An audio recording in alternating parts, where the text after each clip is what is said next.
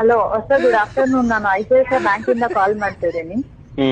Unsecured ಅಲ್ಲಿ business loans offer ಮಾಡ್ತಾ ಇದೀವಿ ಸರ್. ಲೋನ್ ಕತೆ ಇರ್ಲಿ ನಮ್ಮ. ಊಟ ಮಾಡಿದನಮ್ಮ? ಇಲ್ಲ ಸರ್. ಯಾಕಮ್ಮ 1:30 ಆಯ್ತು ಊಟ ಮಾಡಮ್ಮ? ಹೆಂಗಮ್ಮ ನೀವು ಈ ತರ ಫೋನ್ ಮಾಡ್ತಾ ಇರ್ಬೇಕು? ನಿಮ್ಗೆ ಸ್ಟ್ರೆಂತ್ ಇರ್ಬೇಕು, ಎನರ್ಜಿ ಇರ್ಬೇಕು, ಊಟ ಮಾಡ್ಬಿಡ್ಬೇಕು 1 ಗಂಟೆಗಲ್ಲ ಪಾಪ. ನಿಮ್ಮ ಹೆಸರು? ಉಷಾ ಸರ್. ಉಷಾನಾ? ಮದ್ವೆ ಆಗಿದೆಯಮ್ಮ? ಆಯ್ತು ಸರ್. ಆಗಿದೆಯಾ? ಮಕ್ಳು ಎಷ್ಟು ಜನಮ್ಮ?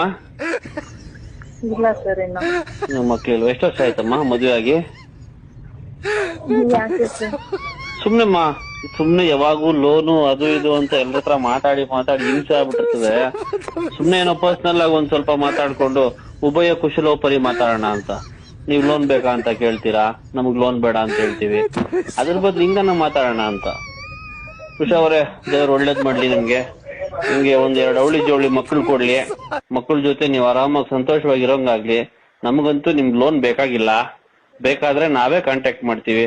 ನೀವು ನಮಗ್ ಕರೆ ಮಾಡಿದಕ್ಕೆ ತುಂಬಾ ಧನ್ಯವಾದಗಳಮ್ಮ. Okay sir, thank you.